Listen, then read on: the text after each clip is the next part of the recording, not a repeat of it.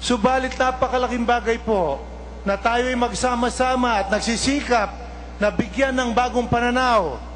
You know, it's excellence through and in sports na talagang pag-asa ng bayan natin. Wala na pong iba. Dahil dito, hindi po pagandahang lalaki ito. Hindi rin po pagandahan ng sapatos.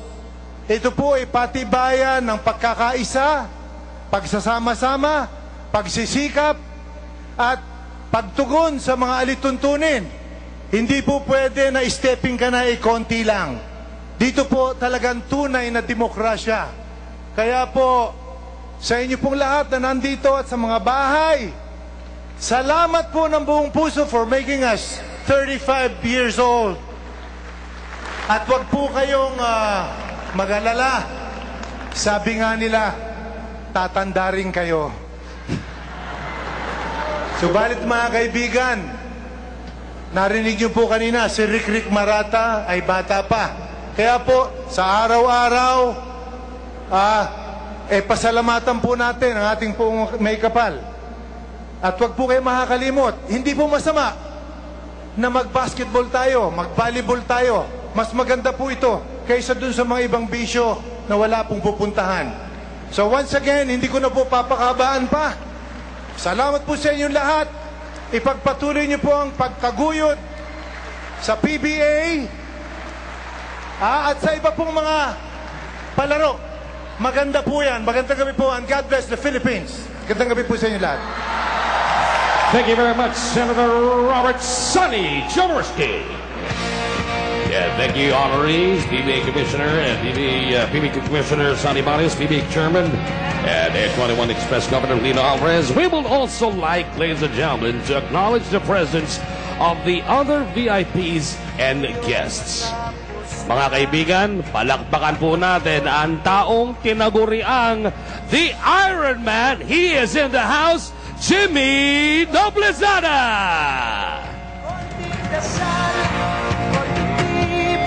Doon po siya, nandun, ayan. Also, palakpakan po natin, Alfonso Boy Mora.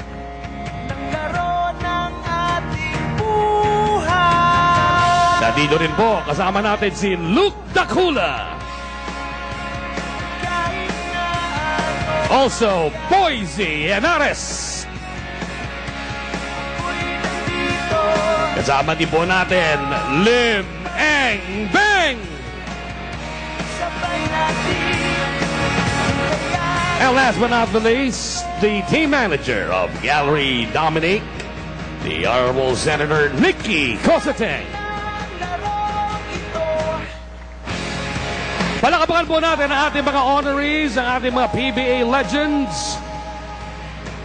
At sa ilang sandali lamang po, isa na namang napakagandang bakbakan, the San Miguel Beermen go up against the Barangay Ginebra Kings.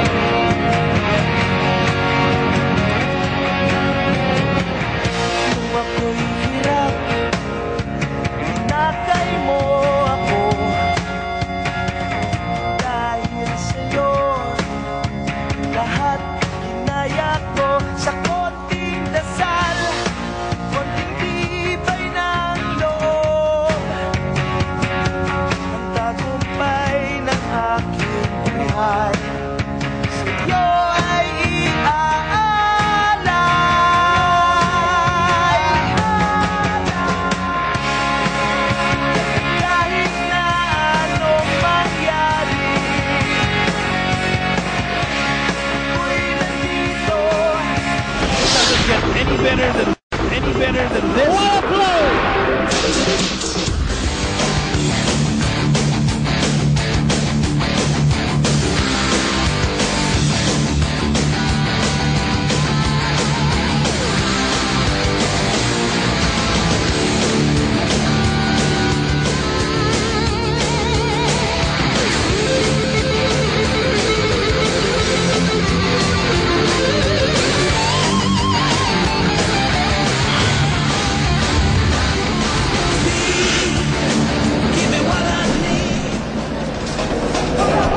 PBA has been rocking and rolling for the last 35 years, and for 35 more years, and 35 more years after that. And what a way to culminate the birthday week of the PBA with this big-time matchup between two big-time teams. San Miguel and Ginebra at stake tonight. Leadership in the team standings. And you see the stars parading before this game. Ovi Story, Gabe Freeman, Daniel Defonso, and the comebacking Rudy Hatfield, all in attendance for tonight's big game. Welcome to PBA Super Sunday dito lamang sa Solar TV. Nico Halili along with the good doctor, Dr. J. Andy Howe. Thank you, Nico. Pleasant good evening to everybody. Certainly am happy to be part of these festivities culminating the 35th year of the PBA. No? I've been in the PBA somewhere along the line for 33 years. So, and I was still a teenager when I started. I'm not questioning that. Para wag na Para natin lang malinaw. Para lang malinaw. Wag na natin pag-usapan ng edad. But anyway, like you said, this is going to be a good match because these two teams right now are going to go for the lead. Surprisingly, maybe for Ginebra, they never expected that. But they do have a pretty good standing right now at 3-1. San Miguel is 4-1. With the defeat of the Llamados last night, they went down to 2-2. Coca-Cola is at 4-2. I think Tokatex is also at 4-2, and then you have Rainier Shine with 3-2, and Alaska, after losing its first two games, coming up with 2 straight victories. Well, for the San Miguel Beermen, this is a loaded team, a lot of talent, but they also have a lot of leadership, especially the kind of leadership that really rubs off on younger players, the kind of leadership that Daniel Ildefonso displayed in that win over Alaska, very unselfish down the stretch, helping San Miguel win that game. Well, he's a 2-time MVP, so obviously there is a lot of good qualities and talent in his body. Obviously, the injuries have hurt him over the years, but Daniel Ildefonso still is a big force for San Miguel. He realizes that his role is no longer what it used to be, but he still comes in and plays the right role, and he did that for them in a very important victory over the Alaska Aces. No? Instead of taking big shots, he dished off 2 big assists to help San Miguel win that game. Sa parig naman ng Ginebra, yung kanilang import na nung una, para nagdududa yung mga tao if Ovi Story had what it took to really bring Ginebra to greater heights, but he's coming off a 40-point game in that comfort behind win over Rainier Shine. Yeah, that was a big performance by him because you know, it was a big victory. They were down by 15 at the start of the fourth quarter, and he scored 12 points in the fourth quarter for a total of 40 with very high percentage from the field, over 55%. He also did 75% from the free throw line, but what was bigger, and in that story it was really needed against Jai Lewis, was the 25 rebounds that he came up for with the team. So obviously, you know, they're still thinking, is this the right guy or this not the right guy? But whatever, it's going to suffice for the moment for us to be able to get through, and let's just see what happens if we go along the line. So it's so far so good for Ovi Story para sa Ginebra, but for San Miguel, there is no doubt that Gabe Freeman is their man. He's been here before, and he's bringing in the same brand of energy, and he's a rebounding machine for the Beermen.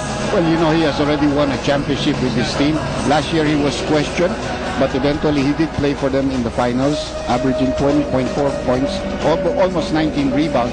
Pretty high percentage at 50%. Doesn't really take too many outside shots. Just really has to improve his passing a little bit. Only 1.8 assists per ball game. One of the shortest imports, but certainly a great leaper and a great energy guy. Now, for more on the San Miguel Beermen, let's go to our courtside reporter assigned to the San Miguel camp. Patricia, what do you have for us? Well, the San Miguel Beermen have won 2 overtime games in the 4 that they have won. They are gunning for 4 straight right now, and Coach Chuck Atkinson says it's a true test of character, and it's a character builder. So he's still not fully satisfied with the team's chemistry. He says he does see a lot of improvement. For example, in the fouls given up, from 36 to 32. That's big. And then in the turnovers, they managed to trim it down by 10 on average. So for this game right here, they are targeting managing the Gins' team's run, getting back in transition, taking away the Gins' energy points, and giving it a good fight off the boards. Chicky Reyes now has it sides for Ginebra. Thank you very much, Patricia. Good evening, PBA fans. Chicky Reyes here at courtside. You know, it's still too early for any of the teams to say if they can make it to the next round or not. But as far as Ginebra is concerned, they like their position early in the tournament. Assistant coach Juno Sauler said that the Gin Kings are still growing as they're applying new things into their system, like different player combinations.